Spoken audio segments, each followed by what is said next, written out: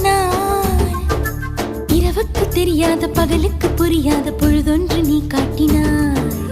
இதயத்தில் நீ இருப்பதனால் நான் தூங்கும் நேரத்தில் என்னுள்ளே தூங்காமல் நெஞ்சுக்குள் வாயாடினாய்.